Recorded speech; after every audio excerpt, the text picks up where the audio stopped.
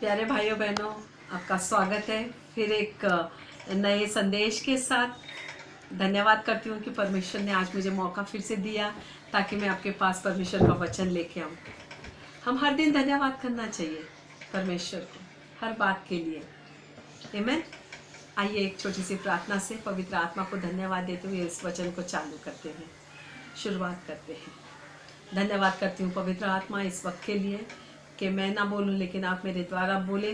परमेश्वर मैं ना कराऊँ लेकिन आप कराएं। परमेश्वर का आपका वचन कहता है कि जब हम बोल नहीं पाते हैं तो आप हमारे लिए मध्यस्थी कराते हुए। प्रभु मैं प्रार्थना करती हूँ इस वक्त इस वचन को, इस संदेश को परमेश्वर जगत के कोने कोने तक पहुंचाने के लिए, हर एक दिल को छूने के लिए, हर एक मन को परिवर्तन करने के लिए, हर एक जीवन को परमेश्वर उद्धार लाने के लिए मैं प्रार्थना करती हूँ। परमेश्वर जहाँ कहीं लोग ये परमेश्वर वचन सुनेंगे उनके जीवन पर मैं उद्धार की घोषणा करती हूँ यीशु के नाम से ये प्रार्थना करती हूँ। तो सुन और कबूल कर। आमीन, आमीन, हालेलुया। आज संपूर्ण जगत एक लड़ाई लड़ रहा है, कोरोना की लड़ाई। ये कोई लड़ाई रणभूमि में नहीं हो रही है या कोई आइसोलेशन जगह पे नहीं हो रही है, बॉर्डर पे नहीं हो रही। ये आपके और हमारे बीच में हर एक घरों में हो रही है। एक भय, तकलीफ, दर्द, मृत्यु, अकेलापन, ये सब कुछ हो रहा है इस लड़ाई में। बड़े, बूढ़े, जवान, बच्चे, नवजात बालक जो अभी अभी पैदा हुए, सभी इस लड़ाई के वजह से कैद में हैं। एक कैद है, हम सभी कैद में पड़े हैं। हर एक राष्ट्र, हर एक राज्य, हर एक शहर, हर एक गांव, हर एक रास्ता, घर और परिवार एक मानसिक दर्द से गुजर रहा है। मातम मचा है। हर 2 मिनट में मातम की आवाज़ को सुनाई देती है। ऐसे समय में हम क्या कर रहे हैं, क्या करते हैं हम, क्या कहते हैं हम, कैसे करते हैं हम, क्यों करते हैं हम, ये असरदार है। ये जीवन में लोगों के असर करता है जो हम जिंदा है। ज़्यादातर लोग कहते हैं अरे मुझे पता नहीं, हाँ क्या कहूँ, मुझे पता नहीं था, कैसे कहूँ मुझे समझ में ना आता है, कैसे मैं आपको व्यक्त करूँ मुझे समझ में नहीं आता है। हम सभी लोग एक सिर्फ व्हाट्सएप मैसेज देखते हैं, हाँ, और वहाँ लिखते हैं सुरक्षित रहो, सुरक्षित रहो, बस हो गया। हमको इस समय ना फील नहीं हो रहा है, हम किसी चीज़ को महसूस नहीं कर रहे, हमें दर्द नहीं हो रहा है, तकलीफ नहीं पहुंच रही है, क्योंकि हम आराम से अपने अपने घरों में जिंदा हैं। क्या आप यीशु मसीह को लेके चलते हैं? आइए मैं आज आपको यीशु मसीह के जीवन से एक कहानी, यानी कि एक एक्चुअल में हुआ उसके साथ का एक प्रसंग में व्यक्त करती हूँ। और हम चलते हैं यूहन्ना के 11 में।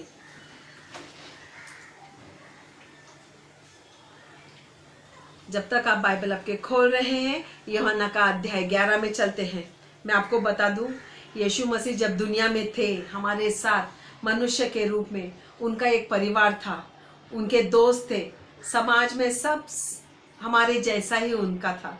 एक नाता था, एक रिश्ता था, एक व्यवहार था, एक समय था। ऐसा हुआ कि उनका एक बेस्ट फ्रेंड, उनका एक जिगरी दोस्त मर गया, जिसका नाम लाजरस है। उसकी बहनें थी मार्था और मरियम, और ये दोनों बहनें यीशु की बहुत ही फैन थी, जैसे आप और मैं किसी की फैन हूँ। शायद वो परिवार के लोग होंगे, हमारे नेता होंगे, हमारे कोई भी हमारे फैन है, हम किसी को फैन फॉलो करते हैं। यीशु मसीह भी कि हम फैन हैं, मैं तो यीशु मसीह के फैन हूँ। उनके घर में उनका आना जाना था, खाना खाने का समय था, पार्टी टाइम था, उनके साथ समय बिताने का समय था। ये सहजता से ये सब हो रहा था। लेकिन जब लाजरस मर गया उस वक्त यीशु मसीह वहाँ नहीं थे, वो किसी और गांव में थे और उस वक्त सारा गांव मातम मना रहा था लाजरस का। शायद वो एक अच्छा मनुष्य था, शायद वो अच्छा एक नागरिक था, शायद वो हेल्थ वर्कर था, हम नहीं जानते वो क्या काम कर रहे थे। लेकिन मैं जानती, मैं समझ गई हूँ इस अध्याय को पढ़ के कि वहाँ बहुत सारे लोग उनकी बहनों को सांत्वना देने के लिए आए। इसका मतलब है वो ज़रूर एक अच्छा नागरिक था। आइए हम इस अध्याय को पढ़ते हैं ताकि हमें ये बातें थोड़ी और अच्छी तरह से समझ में। अध्याय 11:1 से मैं पढ़ूंगी और कुछ स्क्रिप्चर्स आप घर में पढ़ सकते हैं, लेकिन मैं थोड़ा तेज़ी से जाने के लिए, क्योंकि हमारे पास वक्त कम है। आमीन। मरियम और उसकी बहन मार्ता के गांव बैतनिया था और उनका भाई लाजर नामक एक मनुष्य बीमार था। यह वही मरियम थी जिसके प्रभु पर इत्र डालकर उसके पांवों को और अपने बालों से पहुंचा था। इसी का भाई लाजर बीमार था, अतः उसकी बहनों ने उसे कहला भेजा, हे प्रभु देख, जिसे तू प्रीति रखता है वो बीमार है।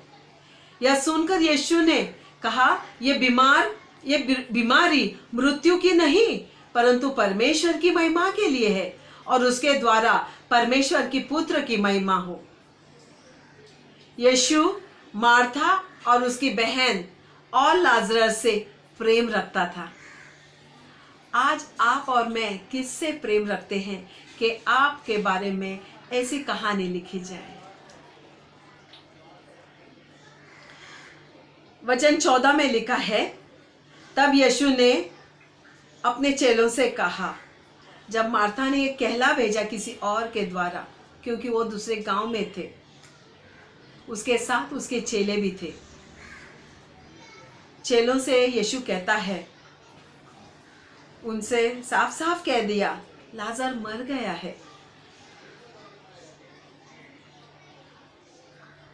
उनमें एक चेला था जिसका नाम था थॉमस, जो हमारे इंडिया में आकर परमेश्वर यीशु का सुसमाचार सुनाया। वो कहता है, जब थोमा ने थोमा जो दिदुमुस कहलाता है, अपने साथी चेलों से कहा, आओ हम भी उसके साथ मरने को चले। यीशु तैयारी कर रहा था, अपने मन की तैयारी कर रहा था उसके परिवार को मिलने को जाने की। तब थॉमस कहता है कि चलो हम भी चलते हैं, उसके साथ हम भी मर लेते हैं। ये उनकी दोस्ती थी। शायद वो लाजरस को अच्छी तरह पहचानता था, यानी कि वो मरने से डरता नहीं था। इस वचन के अनुसार मैं समझती हूँ। क्या आज आप और मैं किसके लिए मरने के लिए तैयार हैं? हम डरते हैं, कोरोना से डरते हैं, बीमारी से डरते हैं, मौत से डरते हैं, लॉकडाउन से डरते हैं,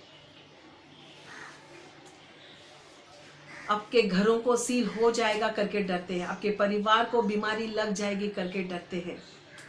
हर बात से डर से हम डर रहे हैं।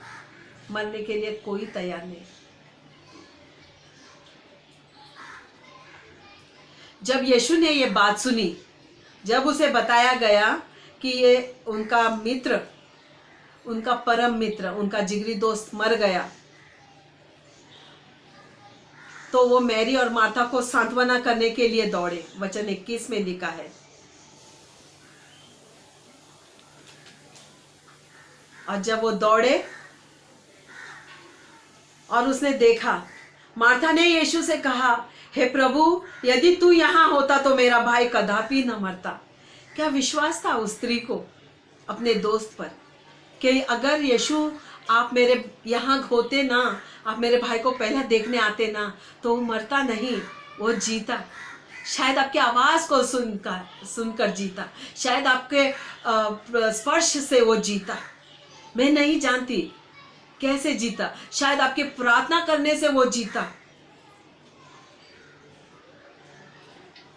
और अब मैं जानती हूँ, वो कहती है, और अब मैं जानती हूँ कि जो कुछ तू परमेश्वर से मांगेगा परमेश्वर तुझे देगा।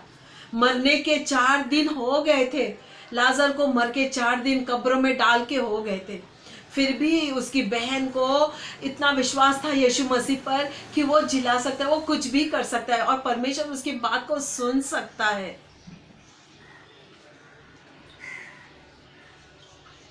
यीशु ने उसे कहा, हाँ तेरा भाई फिर उठेगा। मार्था ने कहा, हाँ मैं जानती हूं अंतिम दिन में पुनरुत्थान के समय वो उठेगा। उसे पता था कि हमारा उठना, हमारा जीना एक बार, मृत्यु एक बार और हमारा पुनरुत्थान एक बार होगा, और वो अंतिम दिन में वो स्वर्ग में हमारा पुनरुत्थान होगा करके। यीशु ने उसे कहा, पुनरुत्थान और जीवन मैं ही हूं, जो कोई मुझ पर विश्वास करता है वह यदि मर भी जाए तो भी जिएगा। मातम करने जब हम किसी के घर जाते हैं, किसी को सांत्वना करने जाते हैं, अगर हम कहें उनसे नहीं वो जी उठेगा, वो हम पर भरोसा इसलिए नहीं करेंगे क्योंकि वो मर गया है। हमें तब जाना चाहिए जब वो जिंदा होते हैं, हमें तब उनको सांत्वना देनी है, प्रार्थना तब करनी है, स्पर्श तब करना है जब वो जिंदा है। शायद मरने के बाद आप और मैं कुछ नहीं कर सकती, वो परमेश्वर कर सकता है। यीशु ने कहा कि जीवन, पुनरुत्थान और जीवन मैं ही हूं। जो कोई मुझ पर विश्वास करता है वो मर भी जाए तो भी वो जी उठेगा।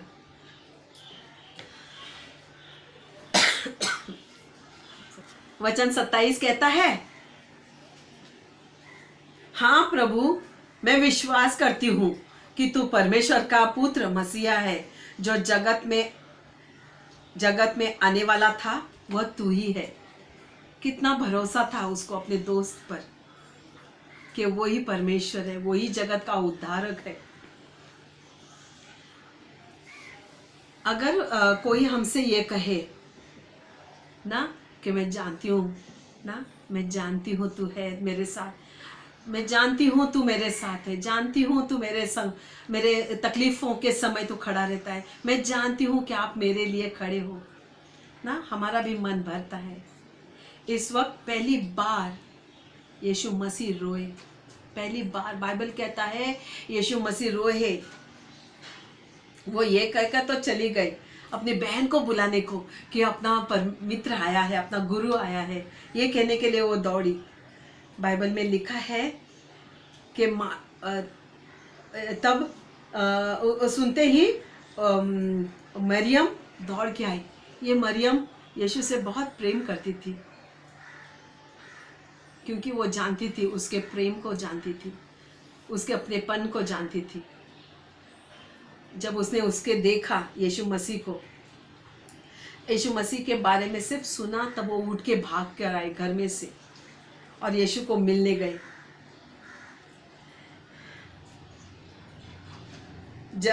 बाइबल वचन 32 कहता है, जब मरियम वहां पहुंची जहाँ यीशु था, तो उसे देखते ही उसके पैर पर वो गिरकर पड़ी और कहने लगी, हे प्रभु यदि तू यहाँ होता तो मेरा भाई न मरता।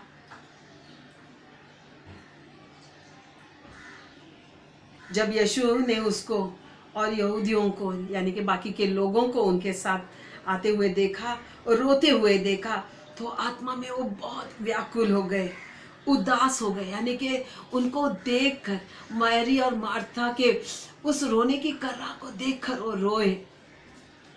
आज आपको किसको देख के रोना आता है? क्या समझ के आपको रोना आता है? क्या सुनकर आपको आज रोना आता है? क्या आपका मन अब भी नहीं पिघलता? क्या आपका मन अभी भी तकलीफ नहीं महसूस करता? क्या और होना बाकी है, जो हमें देखना बाकी है, जो आपका मन रोए? परमेश्वर, प्रभुओं का प्रभु, राजाओं का राजा रोए, उसके आंसू बहने लगे इस घड़ी पर। पूरे बाइबल में परमेश्वर 3 बार रोए। एक बार वो अपने देश के लिए रोए, लूका 13:34 कहता है कि उसने कहा हाय हाय ना, उसने मातम मनाया, हाय हाय करके मातम मनाया, देश को टूटते हुए देख के, नष्ट होते हुए देख के। आज इतने दिन हो गए, 60 दिन से अधिक दिन हो गए, आपने कौन से दिन आप रोए? आपके देश को नष्ट होते, हर एक घर का मनुष्य मरते हुए देख के रोने आया। हर एक राज्य के न्यूज़ हम देखते हैं, वीडियोस हम देखते हैं। आपको क्या रोना आता है या नहीं आता है? अगर नहीं आता है, इसका मतलब है आप बहुत कठोर हो। आप सिर्फ उनको देख के ना एक एंटरटेनमेंट करते हो आपके मन को।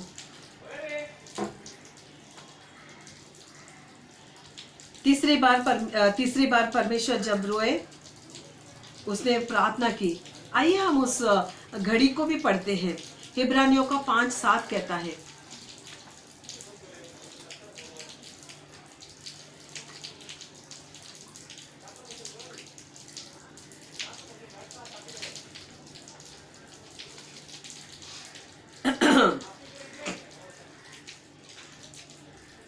यीशु ने अपनी देह में रहने के दिनों में ऊंचे शब्द से पुकार पुकार कर और आंसू बहा बहा कर उससे जो उसका मृत्यु से बचा सकता था प्रार्थनाएं और विनती की, और भक्ति के कारण उसकी सुनी गई।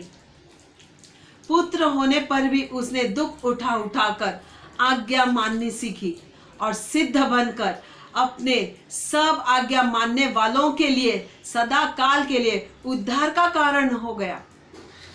और उसे परमेश्वर की ओर से मेल्कीजेडेक की रीति से महायाजक पद मिला।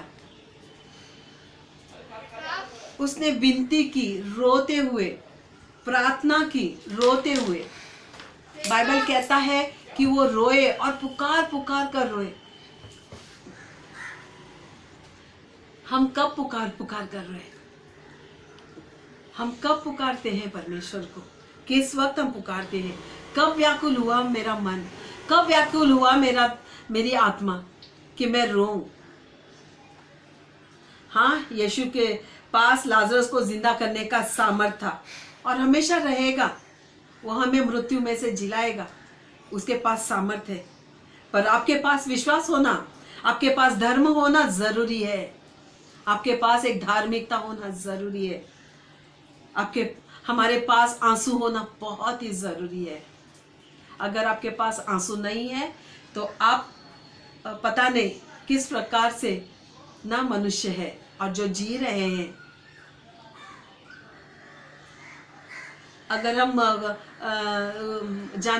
जानवरों को भी देखते हैं ना, उनके जब बच्चे अगर छीन लिए जाते या कोई दुश्मन आके खा लेके जाता है या मर जाते हैं, तो वो भी अपने बच्चों के लिए, अपने पिल्लों के लिए रोते हैं। ये जगत के हम उद्धारकर्ता कहलाते हैं। हमें तकलीफ होनी चाहिए इस बात से, ये जानकर। आपके पास आंसू होना बहुत जरूरी है प्यारों, और खास करके मसीह के चेलों के पास। आपके पास प्रार्थना होना जरूरी है। आपकी प्रार्थना सुनी जानी जरूरी है। क्या आज आपका दिल दहलता है? किसी के फटे पैर देखकर किसी ने मुझे एक वीडियो भेजा, तकलीफ हुई, मुझे बहुत तकलीफ हुई है देखकर। क्या ये मेरे देश में है? क्या ये मेरे शहर में है? क्या ये मेरे समाज में है हो रहा है? ये सोचने से भी मेरा सर फटता है। क्या ये सचमुच में हो रहा है? हाँ, ये हो रहा है। ये तकलीफ हो रही है। क्या आज आपको सचमुच में किसी के फटे हुए पैर देख के रोना आता है? या आप कहते हो कि क्यों भागना था उनको?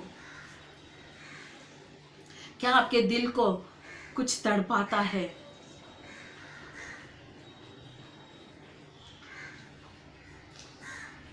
किसी को बांधकर, किसी शव को बांधकर रखा है, हम देखते हैं। उनको बांधकर दफना देते हैं या जला देते हैं, ये हम देख रहे हैं। क्या ये सारी बातें देखकर आपके दिल को तड़प होती है? हमारे जवान फ्रंटलाइन वर्कर्स इस लड़ाई में मर रहे हैं और जिसको उसके परिवार वाले उसकी अंतिम यात्रा में भी शामिल नहीं हो सकते हैं। ना कोई परिवार उनके करीब रह सकता है उस समय पर, जब उनकी आखिरी सांसें या आखिरी ख्वाहिश बताने के लिए उनकी इच्छा हुई तो भी नहीं। कोई और उनका परिवार बनके, 2 या 4 जन उनका परिवार बनके उनकी अंतिम यात्रा कर देते हैं। जो भी रिचुअल्स है वो कर देते हैं। क्या भयानक समय है, क्या तकलीफ है आपको घर बैठे? क्या आप प्रार्थना भी नहीं कर सकते? यीशु ने अपने चेलों से भी कहा, मेरा मन व्याकुल है, मैं मरने पर हूं, तुम मेरे साथ 2 घड़ी बैठकर प्रार्थना करो। तब भी उसके चेले डुलकी मार रहे थे, सो रहे थे। क्या आज आप सो रहे हैं? क्या आज आप डर रहे हैं किसी को मदद करने को जाने के लिए? क्या महसूस कर रहे हो आप? क्या नहीं कर रहे हो आप? क्या मकसद है आपका जीने का? क्या क्या क्या है जो आपको जिंदा रखने को, कार्यशील रखने को रखता है? खाली वीडियोस देख के थम्स अप मारो छोड़ दो, थम्स अप मारो छोड़ दो, या बोलो हाँ कुछ अच्छा नहीं था, और भूल भी जाते हैं।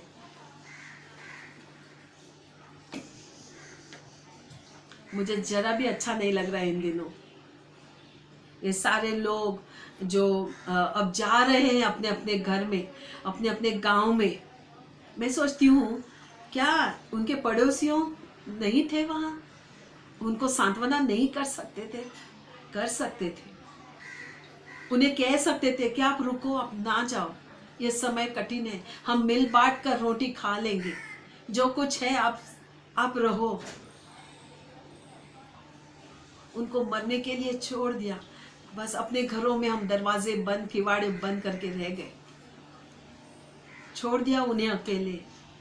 वो अपने बच्चों को तड़पते तड़पते लेके जा रहे हैं, हम देख रहे हैं। क्यों अपनी रोटी नहीं शेयर की, जिसकी वजह से वो स्त्री की मौत हो गई, खाना न मिलने के कारण भूखी मर गई वो। क्यों हुए उसके बच्चे अनाथ?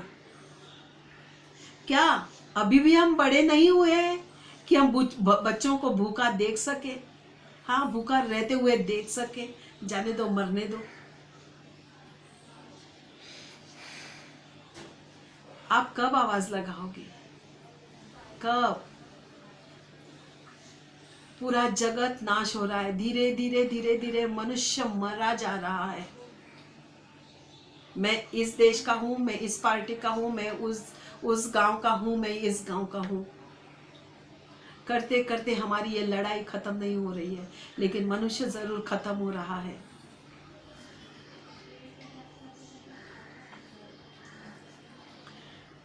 यीशु ने लाजर को आवाज लगाई, कब्र के बाहर खड़े रहते हुए। वचन 36 में लिखा है, 11:36 कहता है, यूहन्ना 11:36 कहता है कि उसे लोग देखा, जब लोगों ने कि उसे वो 4 दिन के बाद, लाजर मरने के 4 दिन के बाद उसके कब्र के बाहर खड़ा हुआ, उसको आवाज लगा रहा है। उसने कहा, लोगों ने कहा कि देखो वो उनसे कैसा प्यार करता है। क्या आज आपके बारे में ये कोई कहेगा? क्या आज ये शब्द, ये डायलॉग आपके और मेरे बारे में कोई कहेगा कि कितना प्यार है इनको इसके बारे में? यीशु ने लाजर को आवाज लगाई, उसे जिंदा किया, उसके कफन के कपड़े निकाले, फेंक दिए वो कपड़े, उसे खाना खिलाया और उसके साथ रहे। क्या ये काम हमारे लिए मुश्किल है? क्या हम ये नहीं कर सकते? बिल्कुल कर सकते हैं। क्या आप चाहते हो कि अगर यूहन्ना का 11:36 में जैसे लिखा है कि देखो वो उनसे कितना प्यार करता है, या आपको प्रकाशित वाक्य 21:8 कहता है आप डरपोक हो, नरक में जाओगे? अगर हम इस वक्त डरपोक बन के बैठ गए तो हम पक्का नरक में चले जाएंगे। क्योंकि रेवलेशन में लिखा है 21:8 कि हम मसीह का, अगर हम मसीह का प्रेम को प्रकट नहीं करेंगे, या हम उसके गवाह नहीं बनेंगे, या हम जिंदा करने वाले लोग नहीं बनेंगे, या हम हमारे मित्र को संभालने वाले लोग नहीं बनेंगे, या हम कहीं किसी को रोटी खिलाने वाले लोग नहीं बनेंगे, तो हमें डरपोक कहा जाएगा, वो भी परमेश्वर से, लोगों से नहीं। और उसी वचन में लिखा है कि ये सब आग में झोंके जाएंगे और वहां दूसरी मृत्यु होगी। आज आपका शायद परिवार में कोई नहीं मरा हो, शायद आपके पड़ोस में भी कोई नहीं मरा हो, लेकिन अगर आप किसी के बारे में फील करते हैं ना, तो आपके आंखों में आंसू आने चाहिए, आपका दिल दहल जाना चाहिए।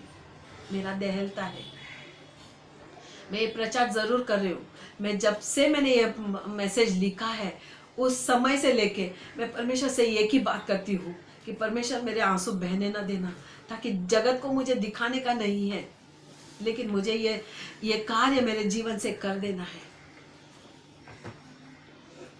मैं जानती हूँ हमारे लिए बहुत सारे बंधन हैं, बहुत सारे नियम हैं, लेकिन कितने नियम हमने परमेश्वर के उल्लंघन किए हैं। मैं ये नहीं कहती हूँ कि सरकार ने दिए हुए नियमों का उल्लंघन करें। कितने बार आप प्रार्थना किए हैं किसी के लिए, हॉस्पिटल में पड़े लोग हैं। हम उस दिन साइन हॉस्पिटल में गए किसी को देखने के लिए जो जिंदा है, जिनको घर जाने के लिए रास्ता नहीं है और रहने के लिए छत नहीं है, वो जो साइन हॉस्पिटल के कंपाउंड में बैठे हैं। आपको मैं बता नहीं सकती, मैं बयान नहीं कर सकती हूँ। मेरा दिल दहल गया था उस दिन मेरा मन तड़प उठा था कि मैं किस तरह से परमेश्वर में किस तरह से उस हद तक पहुंच सकती हूँ। मुझे पता नहीं, ये मेरे बारे में है, आपके बारे में मैं नहीं जानती। मैं नहीं जानती कितने घरों में आप खाना दे चुके हैं, कितने बच्चों को आप खाना बिस्किट खिला चुके हैं, लेकिन मैं ये जरूर जानती हूँ कि परमेश्वर, मैं रोज प्रार्थना करती हूँ, प्रभु मुझे इस्तेमाल कर, आज एक दिन के लिए इस्तेमाल कर, अभी के लिए इस्तेमाल कर, शाम के लिए इस्तेमाल कर, सुबह के लिए इस्तेमाल कर। मेरा मकसद जीने का यही है, क्योंकि ऐसा समय था मेरे जीवन में जब मैं फुटपाथ पे बैठ के रोती थी, और मैं बहुत जवान थी, और किसी भिखारी ने ही मेरे से ये सांत्वना जताई थी। आज मैं समझ सकती हूँ उन लोगों की तकलीफ को। जरूरी नहीं है जो मेरे पे बीती आप पे बीती, लेकिन फिर भी आप मनुष्य है, आप मनुष्य, एक जिंदा मनुष्य है। और जिंदा मनुष्य के मन में कहा जाता है कि हृदय धड़कता है, जब वो धड़कना बंद कर दे तब उसको मुर्दा कहते हैं, तब उसको मूर्त कहते हैं। क्या आपके हृदय में आज जिगर है, मन है, तड़प है, तकलीफ है? क्या आपके आंखों में आंसू है? प्यारे भाइयों बहनों दोस्तों, आपके आजू बाजू में देखो, आपके अड़ोस पड़ोस में देखो, आप किस जगह पे किस समय क्या कर सकते हैं, किसी को मदद कर सकते हैं। आमीन। आइए हम प्रार्थना करते हैं। प्रभु मैं धन्यवाद करती हूँ, मैं धन्यवाद करती हूँ परमेश्वर कि तूने हमें यीशु मसीह के नाम से कहा, बुलाया है। हमारी पहचान मसीहा है, हमारी पहचान मसीह है। प्रभु मैं प्रार्थना करती हूँ, मैं जगत के लिए प्रार्थना करती हूँ प्रभु कि हम मसीहों को इस्तेमाल कर प्रभु, ऐसे जगह जाने को जहाँ हम जाना नहीं चाहते हैं, लेकिन प्रभु जब आप हमारे साथ है तो हमारे खिलाफ कुछ भी नहीं हो सकता। ना बीमारी, ना महामारी आपके प्रेम से हमें अलग कर सकती है, ना भूख मरी, ना बारिश, ना तूफान। आपका ऐसा वचन कहता है और ये वचन सत्य है प्रभु।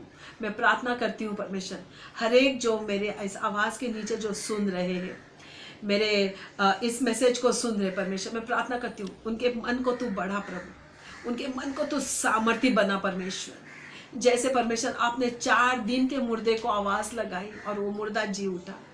मैं ये नहीं कहती हूँ प्रभु कि वो मुर्दा जिला सके, लेकिन मैं ये कहती हूँ प्रभु जो जिंदा है उनको जीवन देने के लिए, उनको आपका प्रेम दिखाने के लिए, जाहिर करने के लिए आप उनको मन देना परमेश्वर। मैं धन्यवाद करती हूँ परमेश्वर इस वक्त के लिए। मैं धन्यवाद करती हूँ, मैं आभारी हूँ परमेश्वर कि आपने मुझे ये मैसेज देने के लिए, आपकी गवाही सुनाने के लिए मुझे इस्तेमाल किया। इस वक्त को और आने वाले सभी वक्त को, हर एक अंश को और हर एक जीवन को परमेश्वर जो इस वक्त परमेश्वर आपकी प्रेरणा लेके चलेगा, उसको यीशु मसीह के नाम से मैं रखती हूँ। इसलिए तो सुन और कबूल कर। आमीन।